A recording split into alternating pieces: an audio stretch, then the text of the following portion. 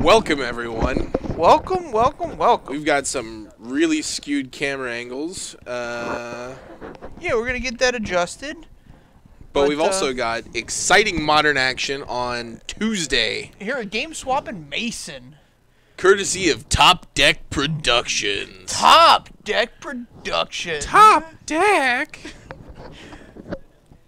You wonder where things are going? Right to the top of the deck. On the left-hand side, Victor Kruz playing Jeskai Control. You might remember Victor from last week where he drew the match.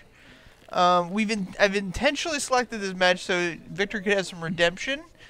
And he's going up against Koeppe, who's a Jund player, and I literally have never seen him play a different modern deck than this one. I've seen him play like different versions of Jund. Oh yeah, he'll definitely skew it around, but oh man, look at that wide angle. That's like people's big beef with Sam Harris is that like he thinks waterboarding is fine. And we're talking about waterboarding. Well, I think we're actually more talking about philosopher, neuroscientist, atheist Sam Harris. Ah. You can visit his website at samharris.org. Really? Is that a thing? Yeah. And right. His podcast is actually kind of awesome if you're into philosophy and stuff like that. You listen. What if I'm into like dick jokes? Is Yeah, that the, no, is not the place. podcast? Not the place to go. If I tell you the place to go, if you're into that kind of thing, Top Deck Productions. Because the name in and of itself is a little bit of an entendre. So that each player has their respective man land. Yeah. And Victor with the Ghost Quarter. Now this card Some is man-on-man action. not good against Jund. Ghost Quarter? Is Ghost Quarter a I hot card beg against to Jund? yeah. Okay. So in Jund versus control decks, the best card in the deck is Raging Ravine by a long shot. It's just insane. Well, welcome to things I didn't know about Jund. Yeah, Ghost Quarter's strong, unless it puts him off of, like, Cryptic Mana, in which case it's not, but... Yeah, this is interesting. This is where Kyle wanted to be on turn 1 with the Inquisition. You got it mana leaked. So, you can also Inquisition on 3 if you want to force a 2-drop through. Right, your Tarmogoyf's pretty important here. I think that against this matchup, if he suspects there's going to be some Snapcaster shenanigans, this Scavenging Ooze is equally important. Alright. But really, it's just getting any clock going. A lot of Jund players hate playing these control matchups because they're so grindy, but I mean, that's my wheelhouse. I love playing these things. Alright. As the Jeskai control player, I would feel pretty excited to be playing against Jund, as I mean, I don't know the exact numbers, but I imagine you have more removal spells in your deck than they have creatures. Like most Jund decks are on anywhere from 12 to 16 creatures.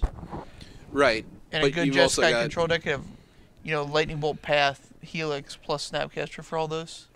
Right. But you have, like, Kalidas and Goyf, and those don't die to Lightning Bolts or... Right, they have to... You have to, you definitely have to match them well. Right. And a lot of times it comes down to, like, the first threat, maybe even the second threat eats a removal spell. But then a Liliana lands, and then you, like, if you top deck a removal spell, great. If you don't, you're not going to kill the creature. Victor's gone shields down here, tapping out. And looks like Kyle's going to capitalize with a Tarmogoyf. I see Liliana in his hand. How do you feel about that one? Not crazy about it, but at the same time, just getting your clock going is pretty important. Uh-huh. And so you wanted to really clock him? Absolutely. And we're still at the point where if one of these creatures gets path, it's a pretty big deal for Kyle because he gets to accelerate out into some big turns. Sure. Yeah, I think this is a pretty good draw for Kyle, as he's got 2 action pieces, and now this is big. That's a big card.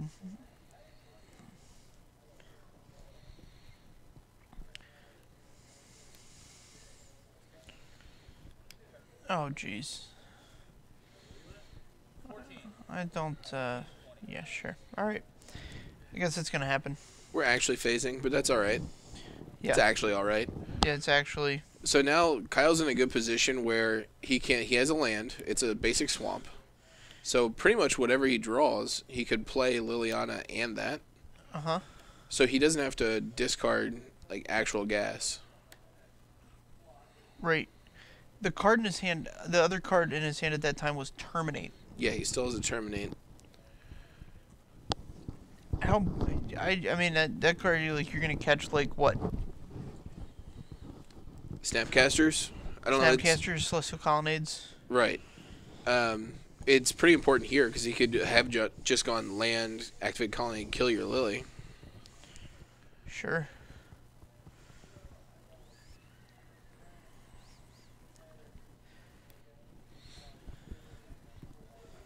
But the story of this match is Kyle desperately needs to draw a lightning bolt here. Right. Yeah, we're going to see the power of Ghost Quarter here, because if Kyle were able to fire up this Raging Ravine at Nahiri, it would really, it puts him in good shape. But since he can't, Nahiri's going to ultimate, we're going to see Big Bad Emrakul Oh, come what down. a rip. You get a good one there? Yeah.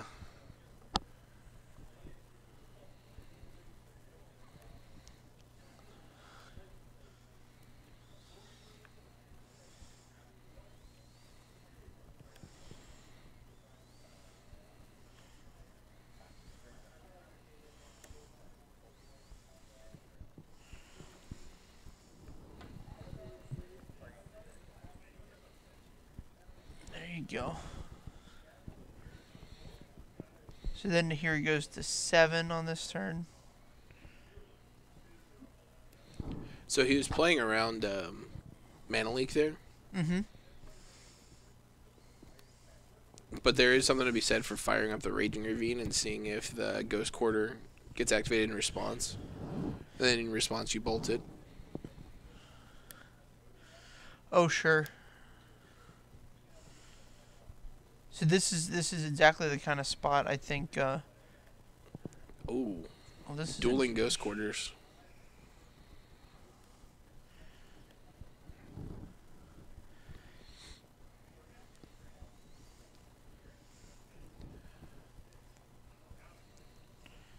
Man, oh gosh, this is just all tension. It's all tension all the time.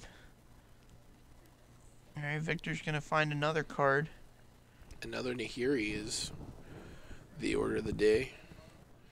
Yeah, So- that one's gonna see a graveyard here once. End of turn, you really want to Ghost Quarter the Ghost Quarter here. Oh, man. Oh, that's solid, too.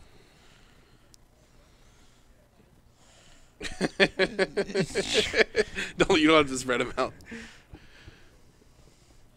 I would have put the Ghost Quarter with the Nahiri too. Do you think? No, I like just giving him all the lands. This is sick. Especially to just snap it off after you draw the card. Like, you didn't even sit there and look at the card and think. Right. So it could still just be like a Dreadbore. Oh God, if it were a Dreadbore, it'd be insane. Yeah. Wow. Wowie Dreadbore.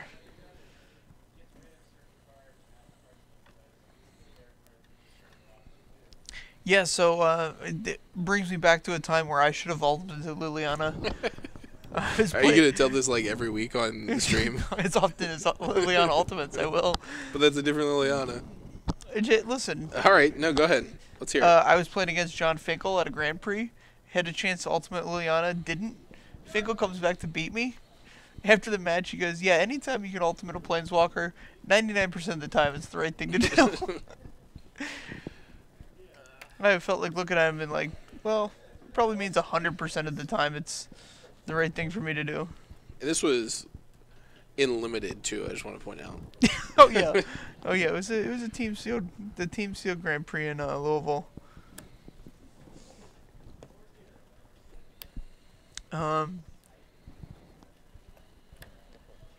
Yeah, that was a fun time. So at the end of that turn, he had Ghost Quarter Colonnade up. Mm-hmm. Do you like Kyle Ghost Quarter and Ghost Quarter there? I think he's waiting until he needs to force to resolve something. Right. Yeah, these lands have just been horrendous draws. I think he's drawn 3 lands in a row. Oh, yeah. I mean, they're not too bad, because if Emrakul comes down, he's going to take 5, or 15, sorry, go down to 2, but he'll still have enough land to, like, do stuff. Sure. Maybe we would do something. Something's better than nothing. Just scoop it up. Alright, well.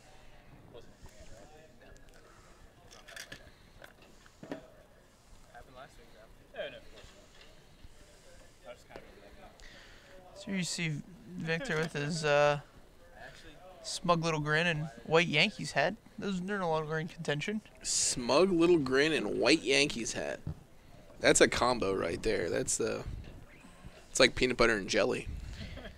Yeah, so I think you cut some amount of removal here. I don't know if Lightning Bolt comes out. For Victor? For Victor, I think Lightning Bolt comes out. Okay. And you probably bring in whatever kind of additional sweepers you have. Leveled yourself, yeah. Okay. So Lightning Bolt's pretty important because you can just keep the 1 mana up and get a Raging Ravine with the trigger on the stack. Okay. So I don't know that I would get rid of that necessarily, but certainly Lightning Helix is an option. Sure. Yeah, I go for the removal on my outs here. So he probably has Electrolyze, and that's probably coming out. For Kyle, you probably finish your. I know Jundex plays splits of Thoughtseize Inquisition. Right. And do you just finish that 8? You fill up on those. So it's usually just a 7th. You have a ton of like dead removal here, yeah. Right. So it's pretty bad. Yeah. Usually you'll take out like the Abrupt Decays, if you've got them, is where you want to start. A lot of Jund decks have like a 4-2 split of Inquisitions and Thoughtseizes right now. Yeah. And they'll have a Duress in the sideboard that comes in. Oh, okay. In this matchup, for me personally, I like bringing in Painful Truth a lot. Oh, sure. That card's just a heater.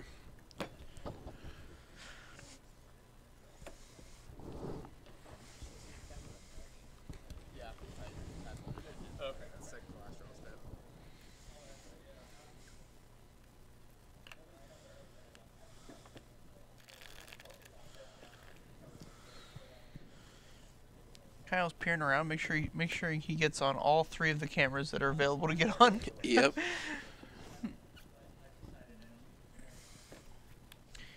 He's gonna be on the play here. You gonna keep 7, Victor? I see a Lightning Helix in hand, so we know he didn't go. Here's the hand. We got 4 lands. Serum Visions, Nahiri. Oh man. Lightning Helix. Kyle is just salivating here. Do you not take the Serum Visions here? Depends on what's in his hand. So he might have a Bob in his hand. And now Kyle knows that Victor's got the Serum Visions, he just goes turn 1 Visions, because I mean, you're not holding up anything. Right, you're not going to represent something that doesn't exist. And then exist. he can Grimflayer. Yeah, that's almost better here. Oh, wow. That Grimflayer becomes a 4/4 and it invalidates so much of Victor's removal. Plus, he knows the Nahiri's coming. Invalidates so much of Victor's worldview. Yeah. So here it is, the Serum Visions. Right. I mean, a Nahiri staring down a 4/4 Grimflayer, she isn't happy about life. No. I mean, it's just a 1-for-1 removal spell at that point. She's pale enough, but if I were a Nahiri staring down a 4/4 Grimflayer, I would turn a little white, a little frightened in my face.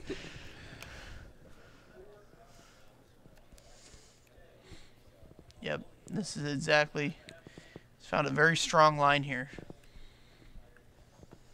He's already got sorcery land for this Delirium. Sure. 1 hit's going to turn this on pretty easily.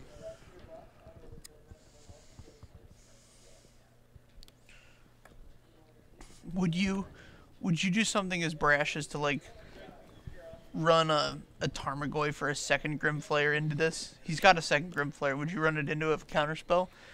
Try and make the Grimflayer a 4/4 on the first attack? Not on the first attack. Not critical. Because you know you're getting this first attack about 80%. And being able to dump cards into that is already very good. I don't know that he has 2 Grimflayers. Oh, we had a Scavenging Ooze. Might have been the creature I saw. I think he's got 2 Maelstrom Pulses in his hand. That's interesting. Yeah, it's not good for Nahiri. Yeah, oh, it's gonna be a great turn when Victor plays Nahiri and Kyle attacks not Nahiri. Yeah.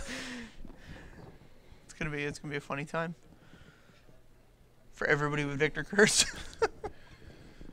He might just want to attack it. So, like, if he plays Nahiri -2, hit the Grimflayer, your Scavenging Ooze is still a 2/2. Right. I can just take it down, assuming the Scavenging Ooze lives. I was gonna say the next day. You know Victor's gonna hit all his land drops here. Yeah, he's got a bunch of lands in hand. Be interesting to see if he drew a sweeper. I see a path. That's very dangerous territory this early in the game.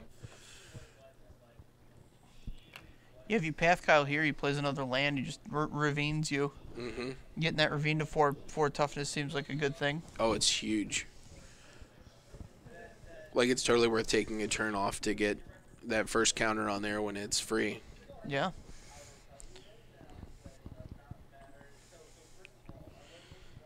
Here is... Oh, there we Spreading go. sees the ravine. There we go. It's a pretty strong play. So Jund isn't as reliant on mana as it has been in the past, Sure. but shutting down a Raging Ravine is a huge deal. I don't know if it's such a huge deal that I want to Maelstrom Pulse it. Like, maybe if I didn't already have a sorcery in my graveyard and I could get up to a 4/4 that way.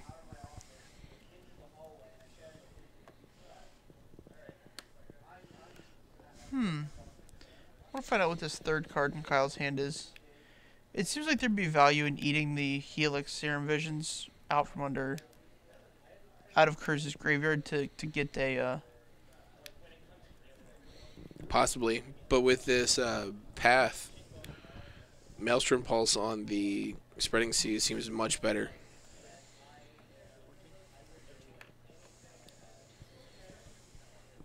Especially being able to set up a draw like this. I like, yeah, bidding on all. Yeah, so the last card's Verdant Catacombs. Alright.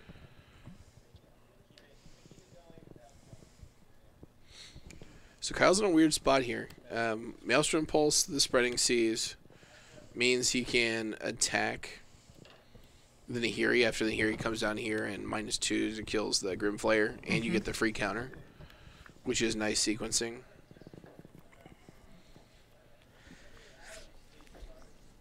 Oh, he's coming to play Tadland. Oh, that's not good.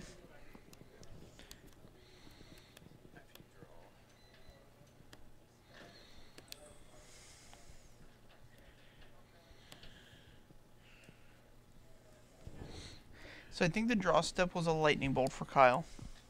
I think it was a Tarmogoyf. But those two cards look very similar. Yeah, you're correct. Land for turn.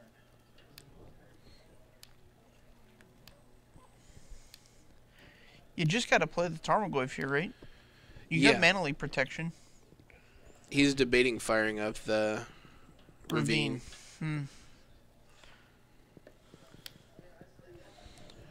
So here's the problem. I think Kyle has all of his basics. So kind of an awkward draw. If Victor draws Ghost Quarter, I think it's pretty safe to say that those are just going to be wastelands. Yeah, your opponent having Wastelands isn't fun.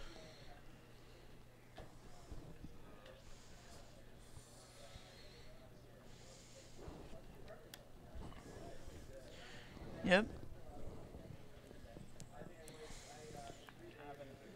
Here plus. Now we have the benefit of knowing what's in Victor's hand, but Kyle's going to be thinking long and hard about how safe it is to fire up this ravine if Victor keeps a red man open.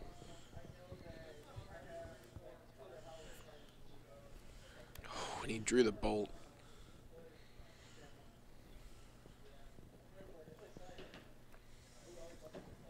Yeah, Victor's been playing fast and loose with his removal spells too, so. Right. He's already fired off 2 paths, so you're not really worried about path. I mean, you are.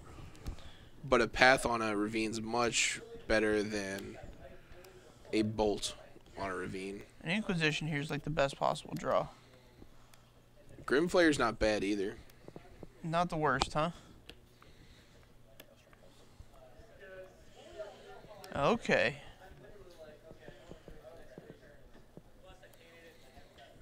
That adds another power to the Tarmogoyf, too. Yep. Grimflayer added to the board. Out of bolt range as well. This is not where Victor wants to be. No, Victor is dead on board, given the state. Hyper dead on board. Yes, this is modern. Tuesday night modern. Not Tuesday night standard. No, tomorrow night we'll be calling standard, though. Yes, I'm looking forward to it. I like this format a lot. Oh yeah, it's a nice one. You guys are you're gonna be in for a treat. You're gonna get all the ins and outs in the format from the game day champion. Yeah, the game day champion. John Douglas. The 5-time game day champion. Yeah, that was your 5th one in a row, wasn't it? That was the 5th one in a row. That's intense. That is intense. So Victor's gonna play a land here. Ooh, And, 2 to the top. That's aggressive. It doesn't matter. He's dead. He has a lightning bolt in hand. Okay, you fire up the ravine. And he lightning bolts the ravine. He's still got. Oh well, yeah. Now he's really dead.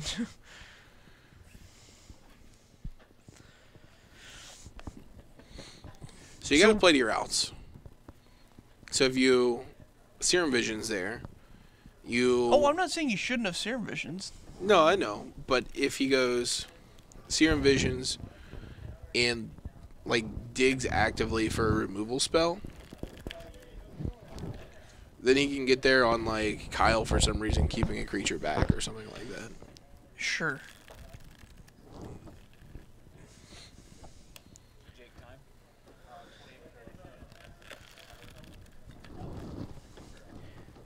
Yeah, the players are playing at a nice crisp pace tonight.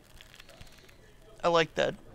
Oh yeah, I mean these are 1.5 very reasonable Magic the Gathering players. So 0.75 on each side. No, they're both good players. They both know their decks pretty well. Yeah. This matchup can get grindy, but I mean both players seem to know very well what the target cards are and what the most important spells are in the opponent's deck. So they're Sure. like the patience that Victor showed with the Ghost Quarter in Game 1 really helped him out. Mm-hmm. Well, Oddball, come on in. Did you take the playmat at game day? You should bring the playmat in tomorrow night to GameSwap Mason. And, show it off every round. Lay that bad boy out. The best thing to do with these champion playmats is when you roll them out, I think you guys should face them to your opponent so they can read the champion. Yeah, I'm sure that's extremely relevant. Back in the day, like way back in the day, there was With the top 8 pins like lining the playmats. Oh well, that's super far back in the day. But back when there was like big PPTQs or PTQs Yeah, at just stores, PTQs. and they would give out playmats. So at a Grand Prix, this guy had his PTQ playmat just like laid out facing the opponent. I'm just like, what are you doing, man? Just so you know. I gave my playmats to my brother. Oh, yeah? Yeah. What a good guy. What a good guy. I was hoping that you would keep them all in one place, all the championship playmats. I mean, I can get it at any time. At any time. It's just a hop, skip, and jump away. Right. So my plan for the next game day is to have all 5 and use a different one each round, just in chronological order. Beautiful. And then lose in the finals. And just be the The saddest. saddest panda. Alright, so turn 1 Thoughtseize. This is an interesting one. Kyle goes and gets the swamp here. Does the life total matter? No, but it kind of depends on what's in his hand. Like, I think knowing that you're playing against Paz and Ghost Quarters is makes you want to not get the swamp, right? ideally. We'll have to ask him about that decision. So he's going to 17 here. Going down to, like, if he has a turn 2 play that he's going to have to fetch and shock for. Sure. Going down to 12 is a little bit dangerous. Mm-hmm. So 3 lands and a Serum Vision from Victor. You see that Serum Visions now?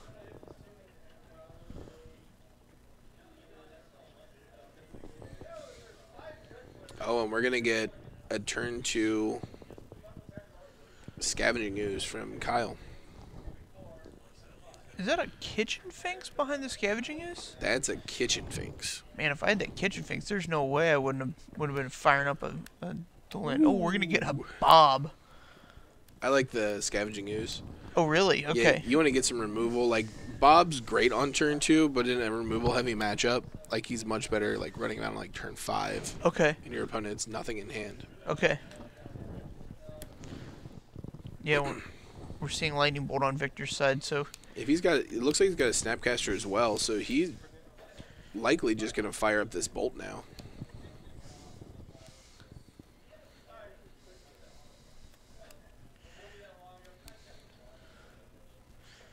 Nope, alright, alright.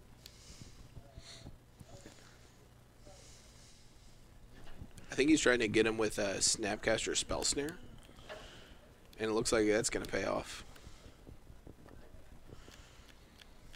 It's gonna take some damage to do it, though. Oh, he's... Snap snare. Snap Snare. Snap Snare.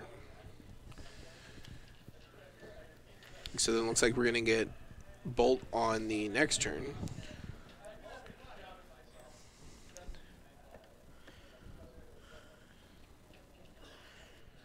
Yeah, Bolt leaving 2 up is interesting. I guess Kyle makes the same play either way.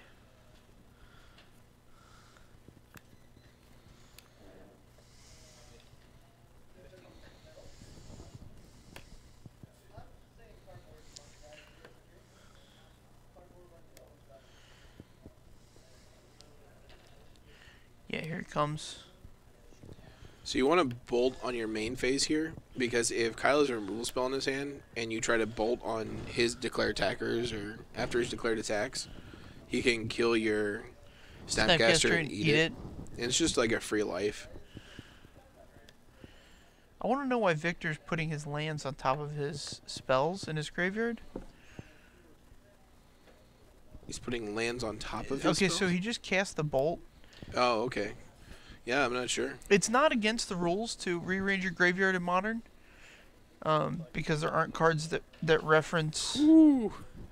This has to be a decisive card in this matchup. You have to choose the modes as you're casting the spell. It's part of casting the spell.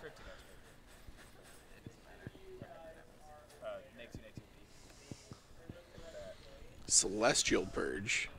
Man, and this Bob is just going to feel so good on this Oh, board. it's gonna, it's gonna. Now the trick here is he's got to end the game before the Bob ends him. That's usually not an issue. He's also got a Kitchen Finks in hand. Okay, buys him a little bit of life. Even if Kyle has Kalidas in, and realistically it doesn't provide a fast enough clock and doesn't do enough in this matchup to Right. really Consider it. Even if it's in there, his curve is low enough that this is going to be out for several turns. Yeah, oddball. Sometimes getting into Modern can feel a little daunting. But there's a lot of decks that... Oh, that's a nice flip. Good golly, Miss Molly. Oh, and a Goyf on the draw step. Holy smokes. So I want to run the Finks out there. I don't think I want to run a second Bob. Sure. Because you don't want to play into like a sweeper. You like the Finks over the Goyf? So the Goyf turns it into like a... Does it reduce the clock by a turn? That's my question.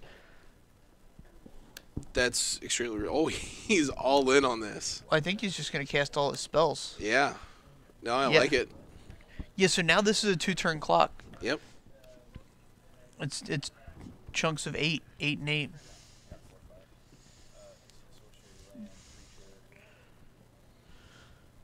Four.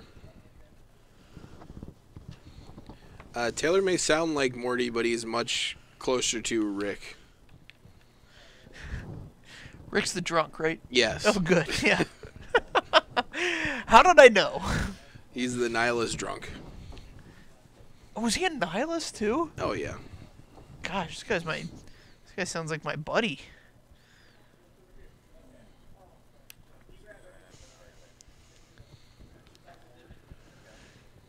Oh, that's a desperation bash right there. This is an interesting line. Yeah, he hits me before. So 8-14.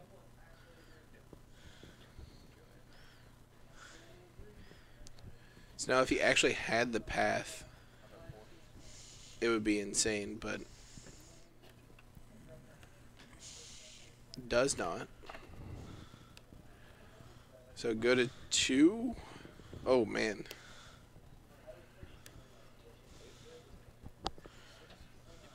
Oh, did Victor find the right line here?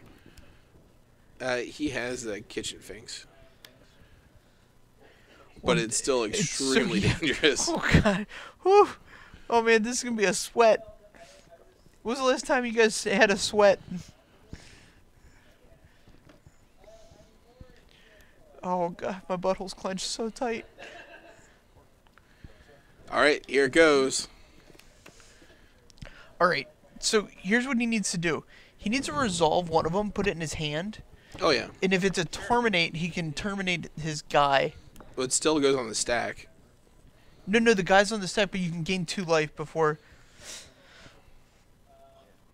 Oh, there it is. Gosh, oh what a sweat. Yeah, hitting 4 off of the first one is a little bit rough. Especially since it was, Oh man, like, not a removal spell. greatness at any cost. Exactly. And I'm fine with that. It's a little bit risky running the second Bob out there. I don't know what the clock would have been with just Bob and so if Kitchen you- Finks. Or Bob and Goyf. Or Bob and Goyf. Bob and Finks makes it a 4-turn clock, and Yeah, 4 turns is probably a little bit much. yeah, but Bob and Goyf is like 3 turns. Okay, so Bob and Goyf is probably... Right, Bob Goyf, and then you add the second Finks. You swing once with just Bob and Goyf, add the second Finks, Right. and I think that locks it up. And then you can run out the Bob if he has the sweeper or if he has removal for the other Bob. Right. Double Bob is just really tough, especially when like nothing you can draw is going to increase that clock. That was a super interesting match, though. Yeah, it was a very interesting match, very exciting finish.